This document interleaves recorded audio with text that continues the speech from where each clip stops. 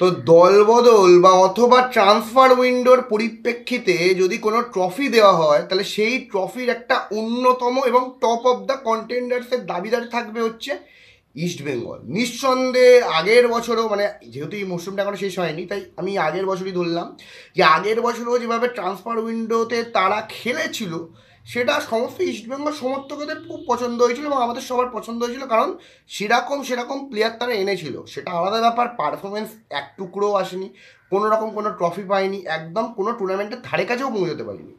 তো সেই তুলনায় একটা এক্সপেকটেশন বেড়েছিল ইস্টবেঙ্গল সমর্থকদের যে এইবারে আমরা ট্রফি পাবো, যেটা আগের বছরের কথা বলছি। বিভিন্ন প্লেয়ার, সেটা মাদি তারা লোক, ডিমিট্রি ডিয়ামান্টাকাস হোক, যদি লজিক্যালি দেখেন বা আপনি যদি সামান্য কিছু ভাবেন যে প্লেয়ারটা হায়েস্ট অ্যাসিস্ট করেছে তাকে নিয়েছে, যে প্লেয়ারটা হায়েস্ট গোল করেছে তাকে নিয়েছে, যে প্লেয়ারটা সব থেকে বেশি ইন্টারসেপ্ট করেছে, ট্যাকেল করেছে আনোয়ার আলী তাকে নিয়েছে। সব দিক থেকে দেখতে গেলে ভাববেন যে ইয়েস, এইটা খুব ভালো একটা মরশুম যাওয়া উচিত এবং ভালো ট্রান্সফার উইন্ডো গেছে। পারফরমেন্স হয়নি সেটা আলাদা ব্যাপার, ম্যানেজমেন্টের দোষ আমি জানি না, বাট পারফরমেন্স হয়নি। প্লেয়ার যাদের যাদের চেয়েছে তাদের তাদের এনেছে। Midfielder, one of the best defensive midfielder Jeakson Singh, তাকে এনেছে।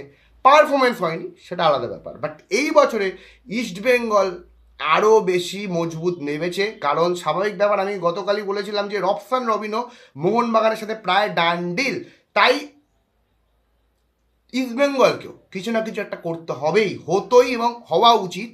তারা মিগুয়েল বলে প্লেয়ারটাকে এনেছে, প্লেয়ারটার মধ্যে অবশ্যই প্রতিভা আছে এবং প্লেয়ারটা স্বাভাবিক ব্যাপার, তিনি অস্কার ব্রুদনের সাথে বসুন্ধরা কিংসে খেলেছেন, অস্কার ব্রুদন তাকে ভালো জানে, তারই মোটামুটি পরিপ্রেক্ষিতে বা তারই কিন্তু কার্যকারিতায় কিন্তু বসুন্ধরা কিংস কিন্তু অনেকটা বেশি সফল হয়েছে। তার কারণ কি, যে যেখানে মিডফিল্ডে যে একটা ক্রিয়েটিভিটির দরকার মাদিতালে চলে যাওয়ার পরে, তাই আমাদের মিগুয়েল একটা ভালো অপশান। তাই মিগুয়েলের সাইনটা একটা ডিসেন্ট একটা ভালো চয়েস। কারণ দেখুন, মিগুয়েল প্লেয়ারটা স্বাভাবিক একটু বয়স হয়েছে, সেরকম স্পিডি মিডফিল্ডার নয়, বাট মিডফিল্ডারদের সেরকম পেস না হলেও চলে, তাদের মধ্যে ক্রিয়েটিভিটি বা তাদের যে পাসিং দেওয়ার, পাস করার দক্ষতা সেটা সঠিক হতে হয়, সেটা মিগুয়েলের মধ্যে আছে। এবং দূরপাল্লার শট সেটা মিগুয়েল খুব ভালো নিতে পারে, সেটা আমরা বসুন্ধরা কিংসের হয়ে তাকে দেখেছি অনেকবার।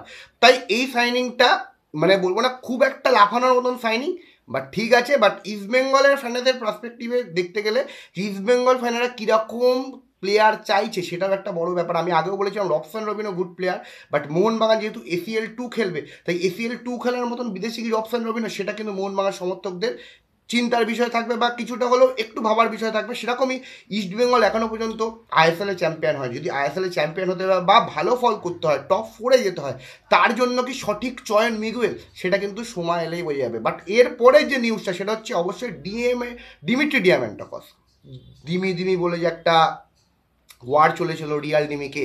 তো সেক্ষেত্রে ইস্টবেঙ্গল সমর্থক কিন্তু অবশ্যই বুঝতে পেরেছে রিয়াল ডিমিট্রি ডিয়ামান্টাকস তো নয়। তাই ইস্টবেঙ্গল ম্যানেজমেন্ট ঠিক করেছে যে ডিমিট্রি ডিয়ামান্টাকস হয়তো ইস্টবেঙ্গল ছাড়তে পারে। এইটা একটা রুমার্স, আমি জানি না এটা কতটা সঠিক, বাট যেটা শোনা যাচ্ছে লেটেস্ট নিউজ যে ডিমিট্রি ডিয়ামান্টাকসের কথা ভাবছে না ইস্টবেঙ্গল, সেটা একটা কিন্তু বড় কিছু। অনেকটা আশা নিয়ে ডিমিট্রি ডিয়ামান্টাকস এসেছিল, স্বাভাবিক ইস্টবেঙ্গল সমর্থকরা অনেক আশা করেছিল, বা সেই আশায় দাঁড়াতে পারেনি ডিমিট্রি ডিয়ামান্টাকস। প্রচুর গোল মিস বা একটা অন্যরকম অ্যাটিটিউড মাঠের মধ্যে, যেটা স্বাভাবিক বাদবাকি প্লেয়ারদের কাছে কিন্তু সেটা সেরকম সুলভ ছিল না। কারণ নিজে ভুল করলেও লোকের মানে অন্য প্লেয়ারের ওপরে দোষ চাপানো বা উল্টো অঙ্গভঙ্গি করা, মানে যেটাই আপনারা যেটা জানেন আপনারা যে বারবার ফ্রাস্ট্রেটেড হয়ে যাওয়া, এটা অনেকটা বেশি না নেগেটিভিটি ছড়ায় টিমের মধ্যে। তাই এরকম প্লেয়ারকে হয়তো ইস্টবেঙ্গল ম্যানেজমেন্ট নাও রাখতে পারে। তাই ইস্টবেঙ্গল ম্যানেজমেন্ট ঠিক করেছে যে ডিমিট্রি ডিয়ামান্টাকসকে ইস্টবেঙ্গল ছেড়ে দেবে। কতটা সত্যি সেটা এখনও জানি না, বাট সোর্স আসছে। এবং আপনারা এই সিদ্ধান্তে কতটা খুশি বা হতাশ সেটাও কমেন্ট বক্সে কমেন্ট করে জানাবেন। এবং আরেকটা যেটা বড় ব্যাপার, যে বিক্রম প্রতাপ সিংকে কিন্তু ইস্টবেঙ্গল ট্রাই করছে। অল ওভার দেখতে গেলে এবারও এই মরশুমে ইস্টবেঙ্গল প্রায় অনেক বেশি পয়সার থলি নিয়ে ট্রান্সফার মার্কেটে নামবে, যেখানে তাদের টিমকে গোছাতে হবে। সত্যি অনেক জিনিসে ওয়ার্ক করা দরকার, তার আগে মিডফিল্ড ডিফেন্স সেগুলো ওয়ার্ক করা দরকার। সাউল ক্রেসপোকে ইস্টবেঙ্গল ছেড়ে দিচ্ছে, সম্ভবত তিনি ইন্টার কাশিতে লোনে যাবেন। সব কিছু নিয়ে একটা অনেক কিছু অপেক্ষা করছে ইস্টবেঙ্গল সমর্থকদের জন্য। দেখা যাক, যদি সব কিছু ঠিকঠাক থাকে তাহলে ভালো টিমও এবারে ইস্টবেঙ্গল গড়ে তুলবে। তো আপনাদের কি মতামত অবশ্যই কমেন্ট বক্সে কমেন্ট করে জানান। ভালো লাগলে অবশ্যই লাইক শেয়ার সাবস্ক্রাইব করতে ভুলবেন না। অয়ন ভাইবসকে 1.5K ফ্যামিলির জন্য আপনাদের সবাইকে অসংখ্য ধন্যবাদ। আরও বাড়ুক, আরও কিছু হোক, আপনাদের মিলেমিশেই সব কিছু। আপনাদের এই চ্যানেল নয়ন ভাই, তাই লাইক করতে, শেয়ার করতে এবং সাবস্ক্রাইব করতে বলবেন না। ধন্যবাদ।